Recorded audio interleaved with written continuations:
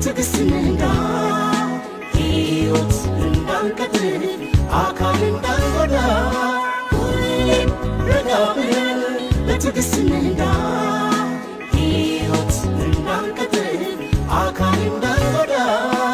የሥነ ምግባርና ተሃድሶ ጉዳይ ነው የምናነሳው። እዚህ ውስጥ በርካታ ጉዳዮች አሉ። በሶስተኛ ደረጃ የቀረበው የመጨረሻ ላይ የቀረበው ሰነድ የአጠቃላይ ቴክኒካል ጉዳዮችን የተመለከቱ ጉዳዮች ናቸው። በጣም በርካታ መድረኮችን እየፈጠርን ያለ ነው። በዘርፍ ደረጃ በጋራም በጣም በርካታ መድረኮችን እየፈጠርን መጥተናል እስካሁን ባለ። ነገር ግን እየመጣ ያለውን ውጤት ደግሞ ወይ በአጠቃላይ በዘርፉ እየመጣ ያለው እየተመዘገበ ያለው ውጤት ስናየው አንዳንዴ መድረክ ባንፈጥር ስልጠና ባንሰጥ ወይ ደግሞ የኛ የመንገድ ተቆጣጣሪ ባለሙያዎችና ትራፊኮች የሆነ ጊዜ ድረስ ቆፍ ሆነው ብናየው ውጤቱ ምንድነው ልዩነቱ ኖረን ውጤት ካላመጣን በተወሰነ ደረጃ ደግሞ የተወሰነ ጊዜ ቆፍ አድርገን ውስጥ እንትኑን ብናየው የሚል ጭምር እያነሳን ነበረው። በዚህ ዘርፍ ላይ ግን ከየትኛው አካባቢ በተሻለ መንገድ የአደጋ መረጃዎች በፍጥነት ሰርኩሌት የሚደረጉበት አካባቢ ነው ብለን በእርግጠኝነት መናገር እንችላለን። ግን የሚቀሩ ነገሮች ይኖራሉ። ተሃድሶ ስልጠና ሰርቲፊኬቱን በተመለከተ አንደኛ በመምሪያ ደረጃ ነው ያደርገን። የእኛ መምሪያ ባለሙያ ለሰለጠነ ሰው ሰጥቶ ነው የሚመጣው ታች ወርዶ። አሁን ዛሬ አቶ ዘውዴ እንዳመጣው አንድ ወረቀት ይዘን አባስታችሁ ስጡ ብለን አይደለም የምንመጣው።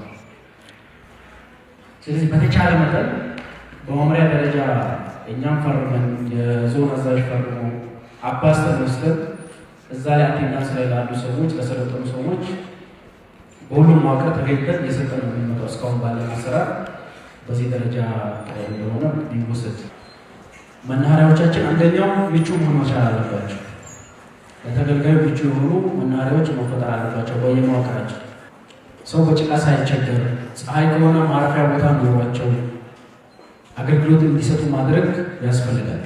በሌላ በኩል ምቹ እናደርጋቸው ሲባል ህገወጥ ሞተረኞች እዛ ውስጥ እንዳይኖሩ ጥንቃቄ ማድረግ ይኖርብናል። አስወጥተናል ከዚህ ፊት ባለው አሁንም እሱን ድጋሚ በየቀኑ ቼክ ማድረግ ይኖርብናል። ተገልጋዩ በነፃነት የሚጠቀሙበት ተቋም እንዲሆን ማድረግ ይኖርብናል የሚል ሀሳብ አለ። ሁለተኛው እዛ ላይ የመደብናቸው የስምሪት ባለሙያዎቻችን እያንዳንዱን ተሽከርካሪ እያዩ የከፈለው የተቀመጠውን ሰው ቁጥር ከተሽከርካሪ አቅም አኳያ እያዩ እንዲያስወጡ ማድረግ መቻል ይኖርብናል። ከዚህ መድረክ በኋላ የሆነ ጥላ ሰርኩት ብሎ የእንትን የበጠሰ የሚሰጥ የኛ የስምሪት ባለሙያ መኖር መቻል የለበትም። ይሄን የጽህፈት ቤት ኃላፊዎች፣ የዘርፉ ኃላፊዎች፣ ወረዳዎች አካባቢ ያላችሁ የዘርፉ ኃላፊዎች ይሄን በደንብ ክትትል ማድረግ መቻል አለ። የቴክኒክ እንትኖች ጭምር እየታየ እንዲወጣ ማድረግ ከኛ ይጠበቃል የሚለው ነገር ከመናኸሪያ አካባቢ ከመናኸሪያ አኳያ ይሄንን ብንወስድ ጥሩ ነው።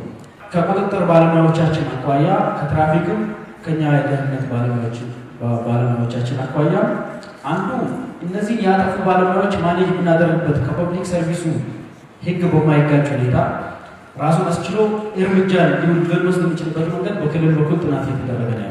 ባጃጅ ቅድም 8 ሰው ስንል ነበረ። ከመድረክ ደግሞ 12 ሰው እየተባለ ነው። ትክክል ነው። አሁን 12 ሰው የጫነ ባጃጅ ትራፊክ ቢኖር ባይኖር አስፋልት ላይ ምን ትርጉም አለ? ምንም ትርጉም የለውም። ስለዚህ ከአስፋልት ወጥተን ወደ ቤት ብንገባ ነው ይሻላል። እኛም ወረዳ ወደ የምንገመግመው በዛ ልክ ስለሆነ ከአስፋልት ወጥተን ወደ ቤት ብንገባ ይሻላል ወደሚለው ጭምር ሁሉ እየገባን ያለንበት ሁኔታ ነው። ቅድም ከመድረክ ሲነሳ እንደነበረው ያሉ ችግሮች ለእኛ ግልጽ ናቸው። የእኛ የቁርጠኝነት ችግር ነው ተብሎ የተነሳው ነገር መውሰድ ነው። አንድ አሽከርካሪ የክስ ፋይል ይዛል፣ አመት ሙሉ በክስ ፋይል ይሰራል።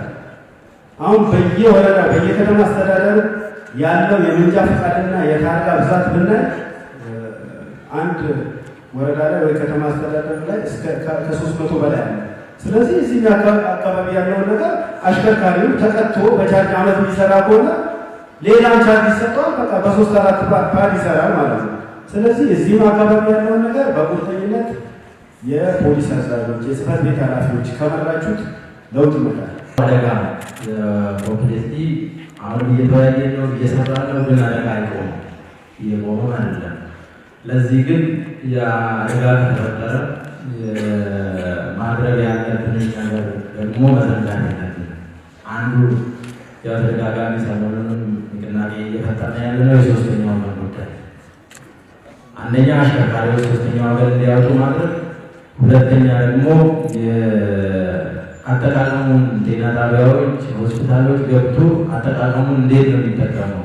አሁን ተሻሽሎ 2000 ብር የነበረው ድንገተኛ የትራፊክ አደጋ ተከስቶበት የገባ አካል አሁን 15000 ብር ገብቷል።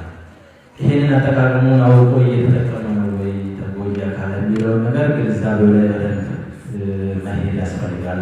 አደጋ እየተከሰተ ያለው በቂ ልምድ የሌለው አሽከርካሪ ላይ ነው ብለን አንስተናል።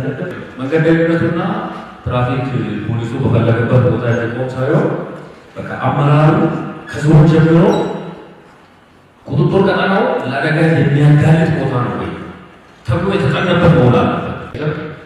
በርካታ የሳይል ያለበት ዘርፍ ነው።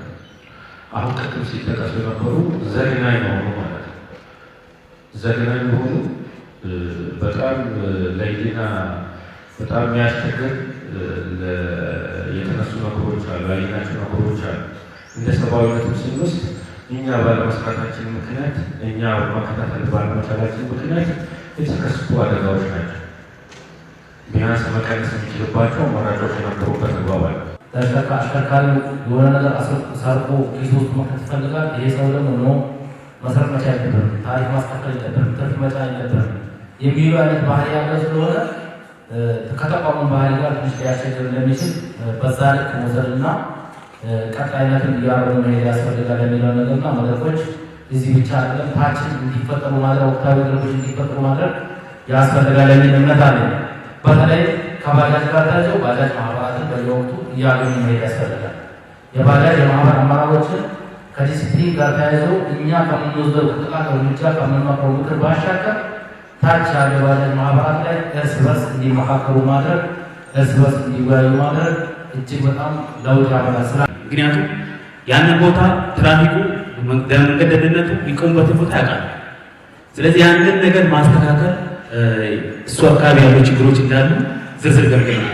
ይሄ ከስነ ባህሪ ጋር ተያይዞ ያሉ ችግሮች አሉ። በተለይ አሁን ከኛ ጋር ተያያዥነት ያላቸው ስፔሻሊ ከባጃጆች ጋር ተያይዞ መሰረታዊ ችግሮች ናቸው ያሉት ለመገንባት ተሞክሯል። የትራንስፖርት ችግሩ የተለመደ ነው። አሁን ብዙ ጊዜ መድረክ ላይ ሁሌም አሁን መድረኮች ሲፈጠሩ ችግር ምን አለ ሲባል የቅንጅ ችግር ነው አለ ይባል ሁሌ። ይህ ደግሞ የኪራይ ሰብሳቢነት የበላይ ሲይዝ ስራዎች ወደ ውስጥ የተወጠኑ ፈር እየለቀቀ ነው የሚይዘው። ከታሪፍ ማሻሻያ ጋር ተብሎ የተነሳው በየጊዜው ነዳጅን መሰረት ያደረገ ፊውል የሚጠቀሙ ነው። አብዛኛው ወደ ኤሌክትሪክ ሲስተም ሄዳ አለ። ያን ያደረገ ማሻሻያዎች እየተደረጉ ከሄዱ እንዲሁም የሚመጡ የቅጣት ማሻሻያዎችን ለየሁሉም መዋቅር ግልጸኝነት ተፈጥሮ የጋራ የሆነ ነገር እየተፈጠረ ከሄደ ይህም ሰራዊት ሁሉም ባለድርሻ አካል አሽከርክር ረጋ ብለህ አትቸኩል ትደርሳለህ ዘና ብለህ